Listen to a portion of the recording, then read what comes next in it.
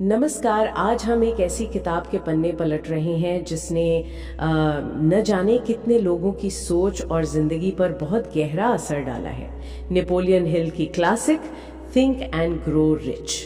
हाँ, नमस्कार। और हमारे पास इसके कुछ अंश हैं जो इसके जो मूल विचार हैं उनका निचोड़ पेश करते हैं। हाँ, और दिलचस्प बात यह है कि इतने साल हो गए पर इसके सिद्धांत आज भी उतने ही रेलेवेंट लगते हैं। बिल्कुल, शायद आज की भागदौड़ भरी दुनिया में तो और भी ज्यादा कह सकते हैं। सही बात है। हमारा इरादा सिर्फ ये दोहराना नहीं है कि भाई अमीर कैसे बने, बल्कि उस गहरे दर्शन को समझना है जो हिल पेश करते हैं कि असल कामयाबी चाहे वो किसी भी रूप में हो, वो बाहर नहीं, वो हमारे अंदर है, हमारी सोच में शुरू होती है। हाँ बिल्कुल। कैसे एक विचार हकीकत का रूप ले सकता है, इसी प्रक्रिया की हम तह तक जाएंगे आज। हाँ, क्योंकि ये किताब पैसों से ज्यादा ना मानसिकता की बात करती है। ये एक तरह का ब्लूप्रिंट है कि अपने दिमाग को सफलता के लिए कैसे तैयार किया जाए। और शायद सबसे बड़ा सबक यही है कि बड़ी से बड़ी उपलब्धि का बीज वो पैसे या संसाधन में नहीं है, बल्कि दिमाग में बोया जाता है। तो चलिए इस सोच की शक्ति को परत दर परत खोलते हैं। हाँ। हिल की पूरी फिलॉसफी की नींव रखी जाती है एक बहुत ही शक्तिशाली चीज पर, बर्निंग डिजायर, मतलब प्रबल इच्छा। हिल क्यों मानते थे कि यही असली शुरुआती बिंदु है, किसी प्रतिभा या मौके से भी पहले? देखिए, हिल का तर्क था कि यही वो अंदरूनी आग है, वो जुनून है जो इंसान को तब भी आगे बढ़ाता है जब सब कुछ मुश्किल लगता है, जब हार मानने का मन करता है। सही। ये सिर्फ एक ख्वाहिश नहीं है, ये एक ऐसी जिद है जो आपके हर सोच और काम पर हावी हो जाती है। हाँ। इसके बिना बाकी सारे सिद्धांत खोखले रह जाते हैं, क्योंकि प्रेरणा ही नहीं होगी। ये वो ईंधन है जो पूरी गाड़ी को चलाता है बेसिकली। ये बात तो सही है कि बिना जबरदस्त इच्छा के कोई मुश्किल सफर तय नहीं कर सकता, लेकिन सिर्फ इच्छा होने से तो काम नहीं बनता ना। नहीं, बिल्कुल नहीं। हिल इसके तुरंत बाद एक और अहम चीज पर जोर देते हैं, फेथ, अटूट विश्वास।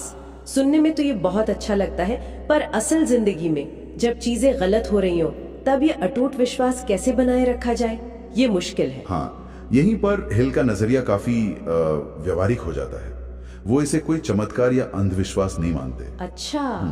उनके लिए फेथ एक मानसिक अवस्था है जिसे जानबूझकर विकसित किया जाता है, ठीक वैसे ही जैसे मांसपेशी को कसरत से मजबूत करते हैं। ओके। और इसका औजार है ऑटो सजेशन, यानी आत्म सुझाव। आत्म सुझाव मतलब खुद को यकीन दिलाना कि आप कर सकते हैं। क्या ये सिर्फ पॉजिटिव सोचने जैसा है या इसमें कुछ और गहरा है? ये सिर्फ पॉजिटिव सोचने से थोड़ा ज्यादा है मेरे ख्याल से।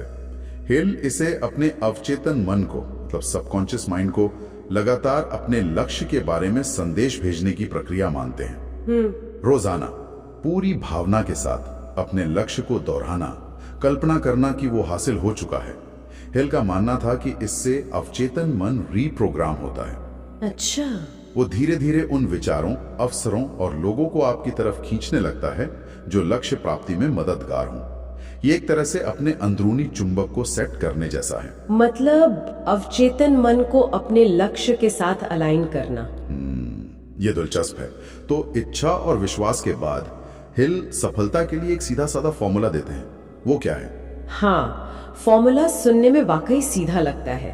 पहला, अपने लक्ष्य को बिल्कुल स्पष्ट रूप से तय करें, इतना स्पष्ट कि आप उसे देख सकें, महसूस कर सकें। दूसरा, तय करें कि आप उस लक्ष्य के बदले में क्या देने को तैयार है, क्योंकि मुफ्त में तो कुछ मिलता नहीं। सही बात है। तीसरा, एक निश्चित तारीख तय करें जब तक आप उसे हासिल करना चाहते हैं। चौथा, एक ठोस योजना बनाएं, भले ही वो शुरुआत में परफेक्ट ना लगे। ओके। पांचवा, ये सब कुछ लिख लें, लक्ष्य, कीमत, तारीख, योजना, सब कुछ। और छठा, इस लिखे हुए बयान को दिन में 2 बार, सुबह उठते और रात सोने से पहले जोर से पढ़ें और महसूस करें कि आप उसे पा चुके हैं। लिखने और दोहराने पर इतना जोर क्यों? क्या सिर्फ सोचने से काम नहीं चलता? देखिए, हिल मानते थे कि लिखने से विचार ठोस रूप लेते हैं और दोहराने से वो अवचेतन मन में गहरे उतरते हैं। ये सिर्फ सोचने या सपने देखने के बारे में नहीं है। नहीं, ये एक अनुशासित प्रक्रिया है जिसमें इरादे को कर्म से जोड़ा जाता है। बिना योजना और एक्शन के इच्छा और विश्वास सिर्फ ख्याली पुलाव बनकर रह जाते हैं। असली इमारत तो कर्म और लगातार कोशिश से ही खड़ी होती है। कर्म की बात आए तो हिल ज्ञान और कल्पना के बारे में भी कुछ कहते हैं। ज्ञान के बारे में उनका नजरिया थोड़ा अलग लगता है ना? हाँ बिल्कुल। हिल सामान्य ज्ञान, मतलब जनरल नॉलेज, को ज्यादा महत्व नहीं देते थे। अच्छा। उनका मानना था कि ज्ञान तभी शक्तिशाली होता है जब वो विशिष्ट हो, स्पेशलाइज्ड हो और उसे किसी निश्चित लक्ष्य की प्राप्ति के लिए इस्तेमाल किया जाए। सिर्फ जानकारी इकट्ठा करना काफी नहीं, उसे संगठित करके योजनाबद्ध तरीके से लागू करना जरूरी है। और अगर आपके पास जरूरी विशिष्ट ज्ञान नहीं है तो उन लोगों से जुड़े जिनके पास है। और यहीं पर शायद कल्पना यानी इमेजिनेशन का रोल आता है ज्ञान को इस्तेमाल करने के लिए। बिल्कुल सही। हिल कल्पना को मन की कार्यशाला कहते थे, वर्कशॉप ऑफ द माइंड। यहाँ विचारों को आकार दिया जाता है, योजनाएं बनाई जाती हैं। वो दो तरह की कल्पना की बात करते हैं। पहली सिंथेटिक कल्पना, जो पुराने विचारों, अवधारणाओं और योजनाओं को नए संयोजन में ढालती है। ज्यादातर आविष्कार इसी से होते हैं। ओके। दूसरी क्रिएटिव कल्पना, जो अंतर्ज्ञान, इंट्यूशन और प्रेरणा से काम करती है और पूरी तरह से नए मौलिक विचार लाती है। अच्छा। यही वो शक्ति है जो हमें समस्याओं के नए समाधान खोजने और अवसरों को देखने में मदद करती है जहां दूसरे नहीं देख पाते। तो ज्ञान और कल्पना मिलकर योजना को ईंधन देते हैं। इसके बाद हिल जोर देते हैं योजना बनाने और निर्णय लेने पर। सफल लोगों में वो कौन सी खासियत देखते हैं इस मामले में? दो मुख्य बातें। पहली, सफल लोग तेजी से निर्णय लेते हैं, डिसीजन मेकिंग। वे तथ्यों को इकट्ठा करते हैं, सोचते हैं और फिर फैसला कर लेते हैं। वे ज्यादा टाल मटोल नहीं करते। हाँ। दूसरी और शायद ज्यादा महत्वपूर्ण, एक बार फैसला लेने के बाद वे उस पर टिके रहते हैं, जरूरत पड़ने पर ही बदलते हैं, दूसरों की राय से आसानी से प्रभावित नहीं होते। अच्छा। हिल का मानना था कि ज्यादातर लोग इसीलिए असफल होते हैं क्योंकि वे या तो फैसले लेने में देर करते हैं या फिर बहुत जल्दी दूसरों की बातों में आकर अपने फैसले बदल देते हैं। एक स्पष्ट योजना और उस पर टिके रहने का दृढ़ संकल्प बहुत जरूरी है। निर्णय पर टिके रहना ये तब मुश्किल हो जाता होगा जब रास्ते में बाधाएं आती हैं, असफलताएं मिलती हैं। बिल्कुल। यहीं पर शायद हिल का अगला सिद्धांत काम आता है, दृढ़ता, पर्सिस्टेंस। आपने सही पकड़ा। दृढ़ता हिल के अनुसार इच्छा शक्ति की असली परीक्षा है, विल पावर की। अच्छा। ये इच्छा की तीव्रता का सबूत है। जब मुश्किलें आती हैं, जब लगता है कि सब खत्म हो गया, तब भी लगे रहना, हार ना मानना, यही दृढ़ता है। हिल कहते हैं कि ज्यादातर लोग मंजिल के बिल्कुल करीब पहुंचकर हार मान लेते हैं। हाँ, ये होता है। हर असफलता अपने साथ एक बराबर या उससे बड़े फायदे का बीज लेकर आती है, लेकिन उसे देखने के लिए दृढ़ता चाहिए। यह दिखाता है कि आप अपने लक्ष्य के प्रति कितने गंभीर हैं। बिना दृढ़ता के पिछली सारी मेहनत बेकार जा सकती है। ये वाकई सोचने वाली बात है कि कई बार हम कितनी आसानी से हार मान लेते हैं। अच्छा, इस सफर में अकेले चलना शायद मुश्किल हो। हाँ, मुश्किल होता है। क्या है?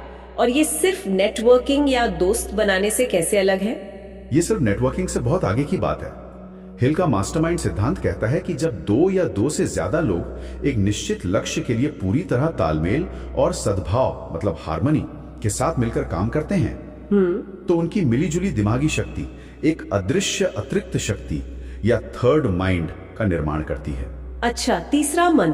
हाँ, ये सामूहिक बुद्धिमत्ता, अनुभव और ऊर्जा किसी अकेले व्यक्ति की क्षमता से कहीं ज्यादा होती है। इसमें विचारों का टकराव भी होता है, मंथन भी होता है और एक दूसरे को प्रेरित करने और जवाबदेह ठहराने का माहौल भी बनता है। हिल मानते थे कि शायद ही कोई बड़ी सफलता बिना मास्टरमाइंड सहयोग के हासिल की गई हो। यानी सही लोगों का साथ आपकी सोच और क्षमता को कई गुना बढ़ा सकता है। बिल्कुल। तो हमने इच्छा, विश्वास, आत्म सुझाव, योजना, ज्ञान, कल्पना, निर्णय, दृढ़ता और मास्टरमाइंड की बात की। ये सब मिलकर हमारे अवचेतन मन को कैसे प्रभावित करते हैं? हिल इसके बारे में क्या कहते हैं? हिल का मानना था कि ये सारे सिद्धांत मिलकर आपके अवचेतन मन को लगातार प्रशिक्षित और प्रभावित करते हैं। सकारात्मक भावनाएं जैसे विश्वास, प्रेम, आशा इसे पोषित करती हैं, जबकि नकारात्मक भावनाएं जैसे डर, शक, ईर्ष्या इसे कमजोर करती हैं। हाँ। जब आप लगातार अपने लक्ष्य पर केंद्रित रहते हैं, सकारात्मक सोच रखते हैं और इन सिद्धांतों पर अमल करते हैं, तो आपका अवचेतन मन एक शक्तिशाली सहयोगी बन जाता है। वो आपको सही दिशा में ले जाने लगता है, सही विचार और अवसर आपके सामने लाने लगता है। और इसी प्रक्रिया के चरम पर हिल एक और चीज का जिक्र करते हैं, छठी इंद्री, सिक्स्थ सेंस। ये सुनने में थोड़ा रहस्यमयी लगता है। क्या ये कोई जादुई शक्ति है? इसे रहस्यमयी ढंग से पेश जरूर करते हैं, लेकिन अगर हम इसे व्यवहारिक रूप से समझें तो छठी इंद्री उस उन्नत अंतर्ज्ञान मतलब इंट्यूशन या रचनात्मक कल्पना की अवस्था को कहा जा सकता है जो तब विकसित होती है जब व्यक्ति पूरी तरह से इन सिद्धांतों को आत्मसात कर लेता है। अच्छा, ये वो अचानक आने वाले विचार, सही समय पर सही व्यक्ति से मुलाकात या किसी समस्या का अचानक समाधान मिल जाना हो सकता है।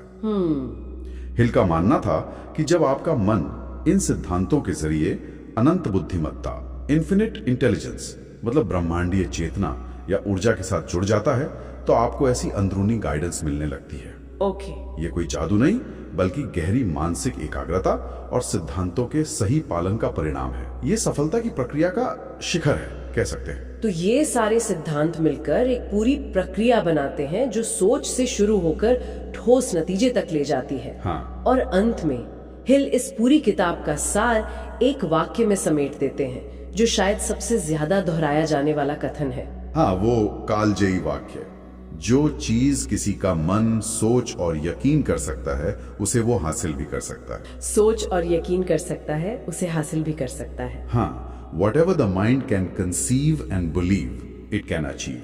यही इस पूरे दर्शन का निचोड़ है। ये विचारों की रचनात्मक शक्ति पर जोर देता है।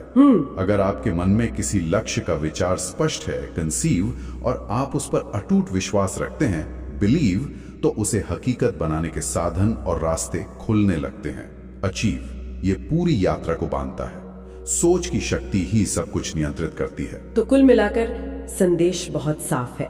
अपनी सोच को बदलो, उसे अपने लक्ष्य के साथ संरेखित करो और फिर उस पर लगातार काम करो तो जिंदगी बदल सकती है। हाँ, ये सिर्फ पॉजिटिव थिंकिंग नहीं बल्कि एक सक्रिय, अनुशासित, मानसिक और व्यावहारिक प्रक्रिया है। अमीर सोचो, अमीरों जैसा काम करो और तुम अमीर बनोगे। ये सिर्फ पैसे के लिए नहीं, शायद जिंदगी के हर पहलू के लिए सच है।